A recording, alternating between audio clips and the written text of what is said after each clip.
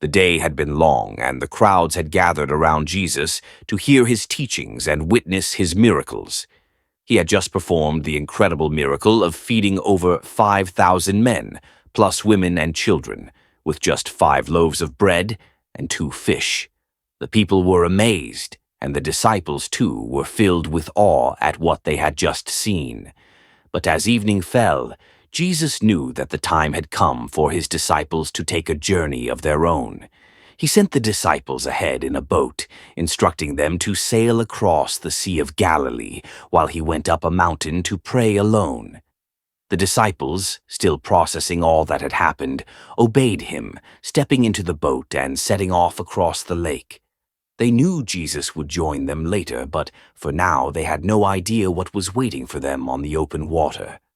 As the night grew darker, the weather took a turn for the worse. A fierce wind began to blow, and the once calm waters of the sea became wild and turbulent. The disciples struggled with the oars, trying to keep the boat on course as the waves crashed against it. With each passing moment, the wind seemed to grow stronger, and the sea more violent. The disciples had been sailors for most of their lives, but they had never experienced a storm like this before. Hours passed, and the disciples found themselves far from shore, battling the storm in the darkness of the night. The wind howled in their ears, and the boat was tossed about on the churning waters. They were exhausted, afraid, and growing desperate. The storm seemed unrelenting, and they feared that they might not make it through the night. It was then that, through the mist and waves, they saw something that made their hearts stop.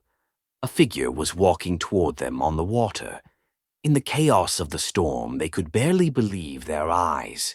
Was it a ghost? They cried out in fear, their terror rising. But the figure spoke, his voice cutting through the noise of the storm. "Take courage. It is I. Don't be afraid," the voice called out, calm and familiar. The disciples' fear began to subside as they recognized the voice of Jesus. But Peter, ever bold, was the first to speak. "Lord, if it's really you, tell me to come to you on the water." Without hesitation, Jesus replied, "Come." Peter's heart pounded in his chest as he stepped out of the boat, his eyes fixed on Jesus. Miraculously, he began to walk on the water toward Jesus, his faith giving him the courage to keep moving. For a moment, everything seemed perfect. But then, as the wind continued to howl and the waves crashed around him, Peter's focus shifted. He saw the storm, the danger all around him. Fear crept into his heart, and in an instant, he began to sink. "Lord, save me!" Peter cried out, panic in his voice.